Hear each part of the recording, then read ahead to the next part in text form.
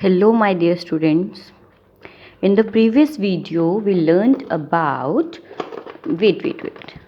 Before I start what we are doing? We are doing chapter number 2, components of food. Okay? So in the previous video we did and we learned what are components of food, right? So how many कितने type के थे components of food जब हमने पढ़े थे in the previous video? How many components of food? 5. Carbohydrate है ना, next was protein, fat, vitamins, minerals. All these we learned, all these: carbohydrate, protein, fat, vitamins and minerals. Okay, so today what we are going to do, we are going to do, yes, test for carbohydrate, protein and fat. हम कैसे पता कर सकते हैं कि हमारे किस खाने में कार्बोहाइड्रेट प्रेजेंट है, किस में प्रोटीन है एंड किस में फैट है? So let's start from the test of carbohydrate. Test for carbohydrate. Let's first see what is given in your book. Take a small quantity of food item or a raw ingredient. आपको कोई भी food item लेना है या raw ingredient लेना है, उसमें 2 से 3 drops of dilute iodine solution. Iodine solution को मिलाना है, but before that iodine solution जो होता है वो डिल्यूट होना चाहिए. मीनिंग ऑफ डिल्यूट इज़ कि जब उसमें हम थोड़ा सा पानी मिलाएं. ठीक है, जो हमारा आयोडीन सोल्यूशन है, आयोडीन सोल्यूशन में थोड़ा सा पानी मिलाना है तो वो बन जाएगा dilute iodine solution. Okay, so let's start testing for carbohydrate और टेस्टिंग फॉर स्टार्च. आपको करना क्या, इसके लिए जो चीज़ें रिक्वायरमेंट हैं जिनकी, वो हैं, सबसे पहले you need iodine solution. Okay, हमें एक आयोडीन सोल्यूशन चाहिए. ठीक है, this is our iodine solution. I am just making the pictures but you have to test. Okay, iodine solution हो गया. इसके बाद हमें चाहिए एक ड्रॉपर लाइक दिस.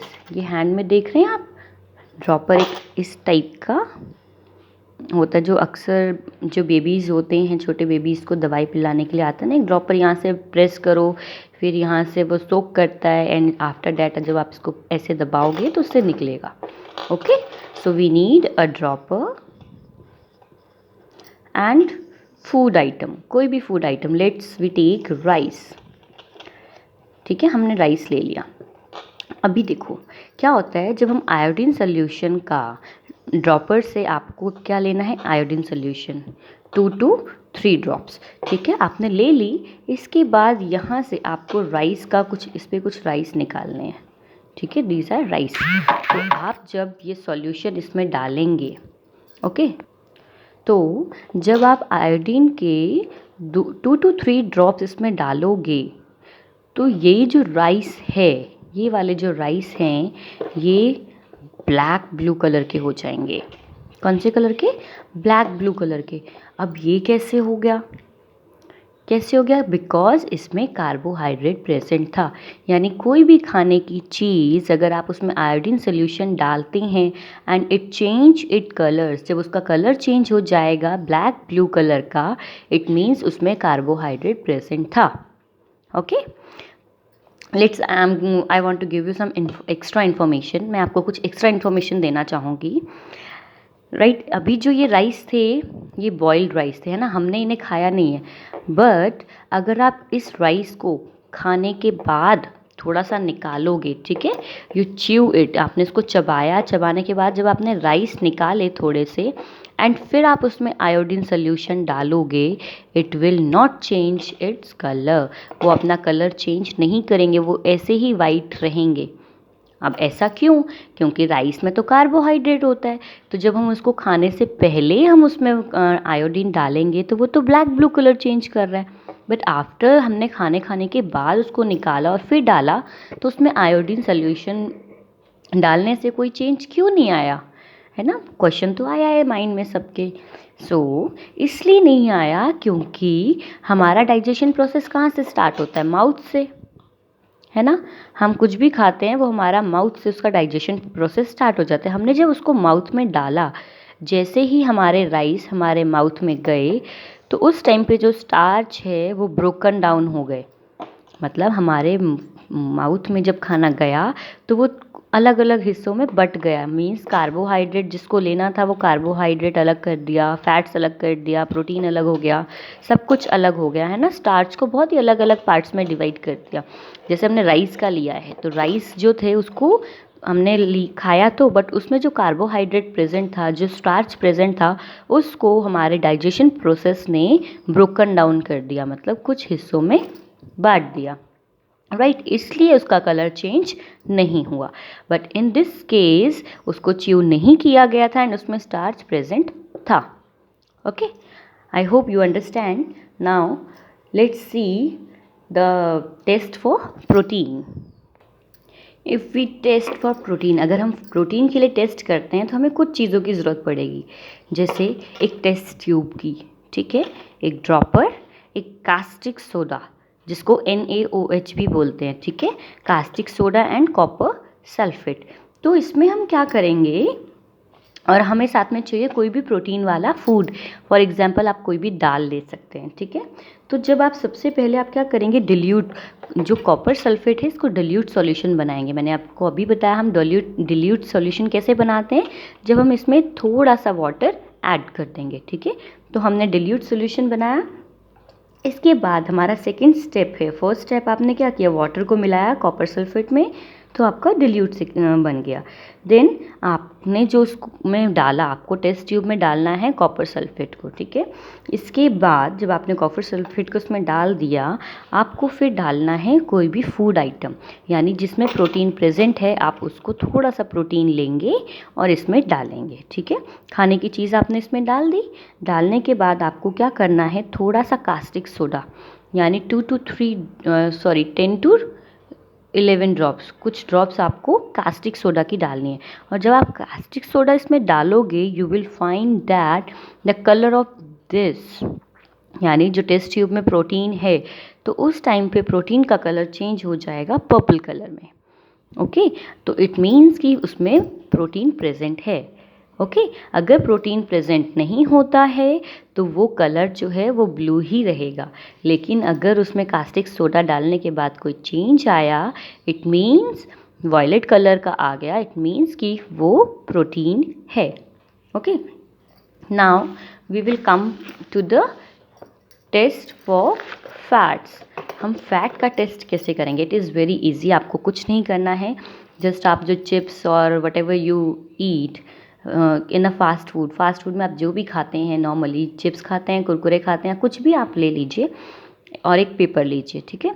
उस पेपर में आप जो खा रहे हैं उसको डालिए थोड़ा सा और उस पेपर को क्रश कर दीजिए।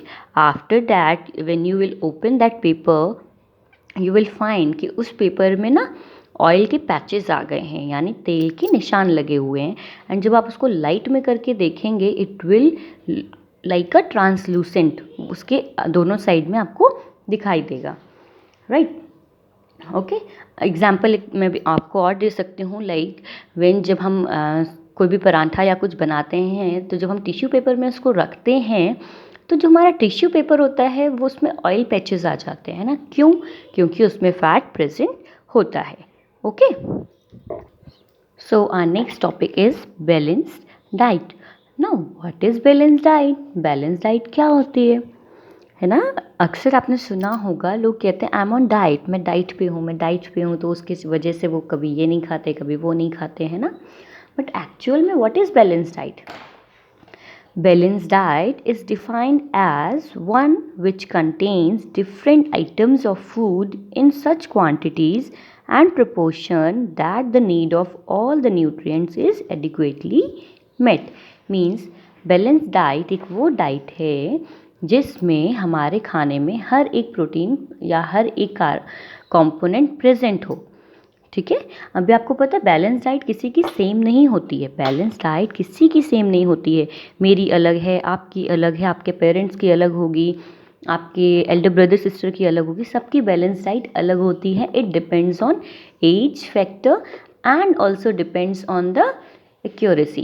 लाइक मैं आपकी तरह, जैसे मैं अभी टीचर हूँ, okay, and you are a student.